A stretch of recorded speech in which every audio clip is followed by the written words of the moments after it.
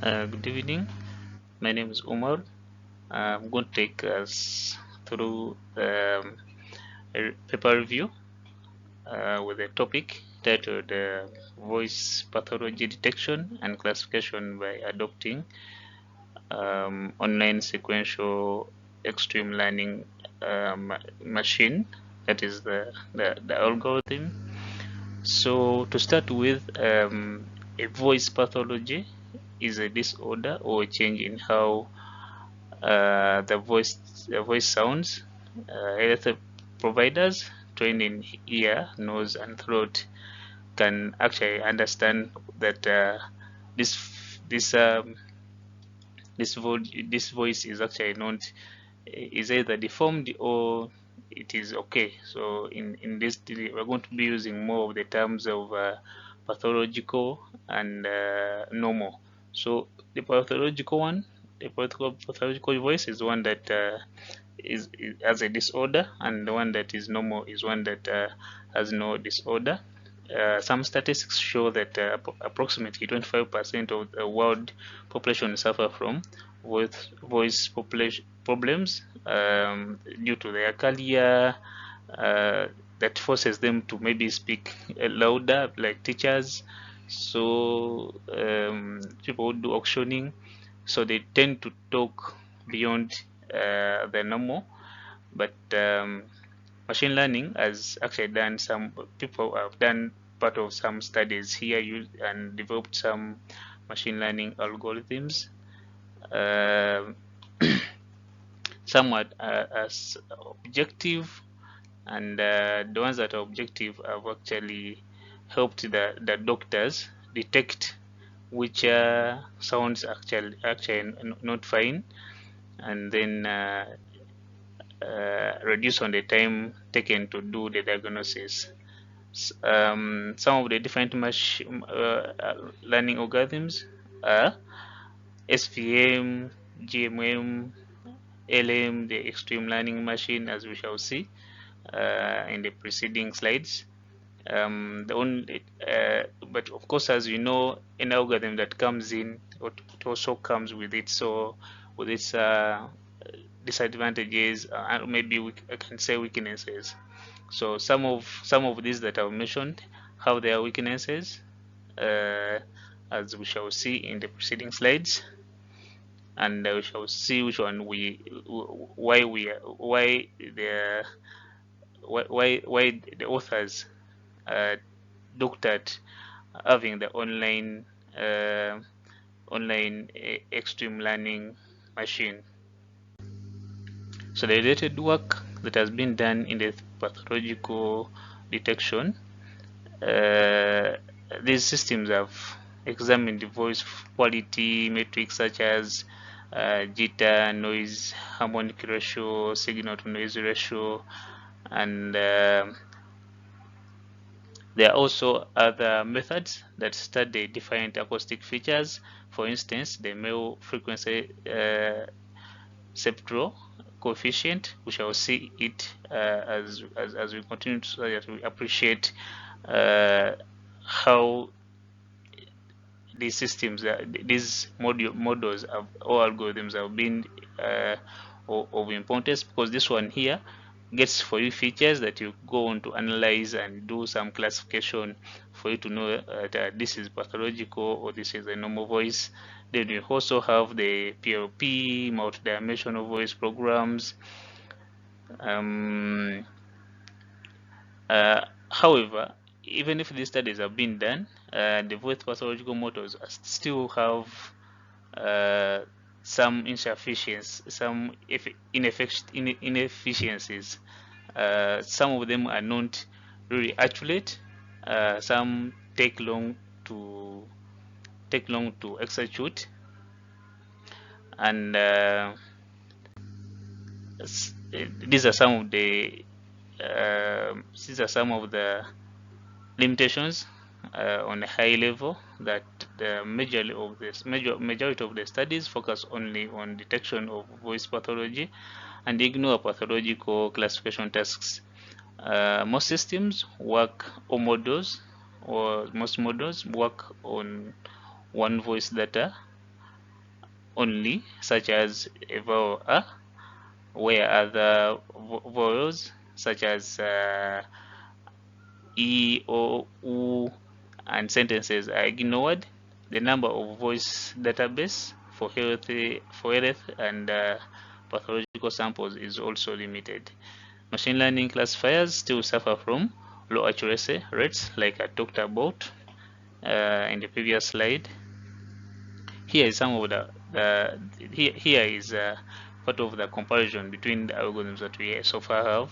We have the CNN, which is an offline ELM, the decision tree, SVM, GMM, then the one that we are trying to study about tonight, the OSELM, which is the online version of the previous EALM. So proposed methodology, the voice pathology detection and classification system using the technique. The model has three main phases as shown below. The voice database, that is the database that has all the all the features that we are interested to study about. Then the feature extraction, that's the algorithm of MFCC, which gives us the, the features that we go on to classify and do the detection and classification. As you can see there, the first phase involves voice samples from the database. Then the second phase includes feature extraction of the voice signals. The third phase is about detection and classification. That is the model we're going to look at. So the contributions that this model is going to bring up include looking at all features in the data, that is looking at all the vowels, not all, but at least more than one vowels, that is a, I, and u. Then also the sentences and how they are pronounced.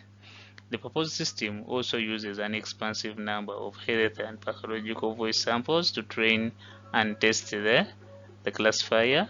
Then the system detects and classifies, or the model detects and classifies, three common voice pathologies. As you can see that they are listed: the crest, polyp, and paralysis. These are some of these are that this is how the voice pathologies are classified. The voice, so this is more of the breakdown. This database is the first in this phase. Like we have seen in the previous slides, where you had the SVM database. That is it in full. Sabokurken voice database. It has a collection of recordings from over 2,000 people, with all the features, the sentences, and here the average that we looked at, the average that the paper looked at was the average speakers of age of above 15 years of age. So 80% of the samples were allocated for training, and the remaining 20 were reserved for testing the algorithm. The second phase is the male frequency substro coefficient. This is an extraction technique that is widely used in automatic speech and speaker recognition. Ideally, its output would be these features that we would use in the next phase of the online ELM algorithm or model to classify the voices on whether they are normal or pathological. So this is how you go ahead to do the calculation of the features that are extracted. Then you go on and get and reach the online sequential extreme learning machine. That is the next phase in the next and last phase in the proposed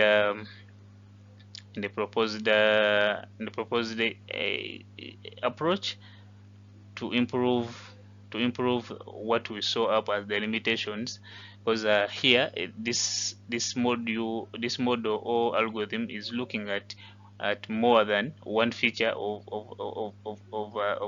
data. Let's say the vowel but it is taking into consideration of three vowels and also sentences. um, for example, I think it's considered more of the German sentences. For example, Guten Morgen for good morning. Those sentiments that show that I used in German to greet, but they are amplified in some way.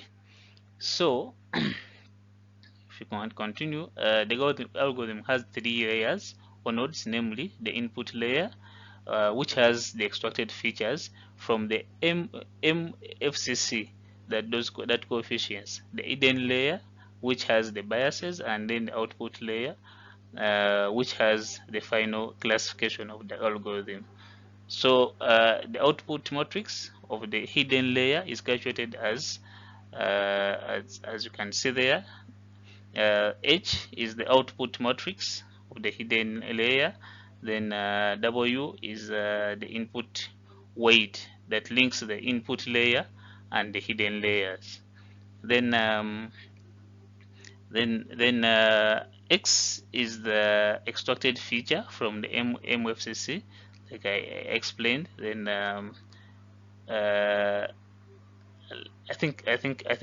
all the features have been explained. So these features, these methods here are used to calculate the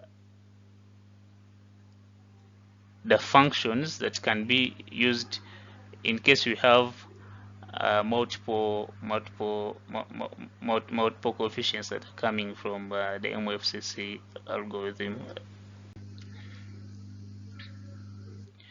So here we go ahead to do the calculations. Then the OSLN, the online sequential extreme learning machine is executed to learn the training samples successfully and incrementally.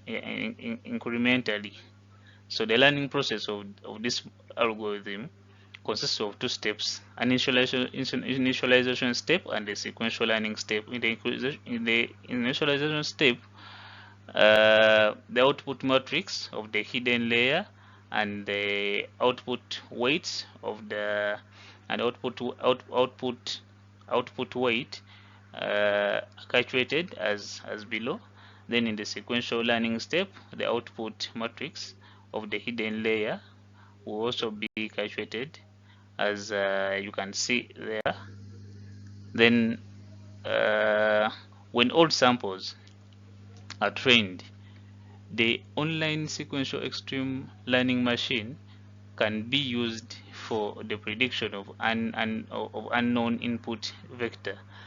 In this algorithm, the input layer is implemented randomly before and after calculation is performed to obtain the output layer and the final results.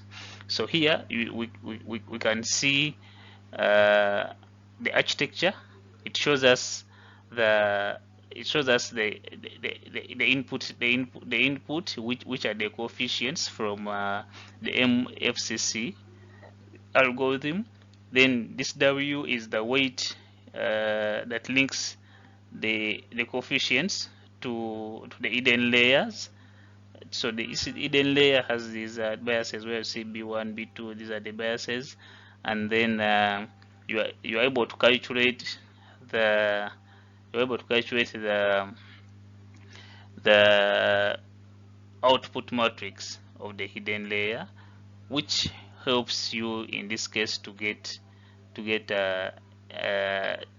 these classifications. For example, T0, which refers to pathological voices, and T1, which refers to healthy voices, healthy voices under the output layer. So experimental results, the performance of this algorithm was evaluated with widely used measures, which are accuracy, precision, recall, F features, G mean, specificity, and execution time. I think here the most focus is on accuracy and execution time. If we can see the hidden nodes, when they do a sample, you see the accuracy and the execution time. Then there is lastly we shall look at the comparison between this online sequential ELM and other models, other methods or algorithms, and when you look according to the figures, you realize that the online sequential extreme learning machine is way better than the other models. Yeah. So in short, in short, this model has a better executing time and accuracy as compared to the previous methods or algorithms that were used.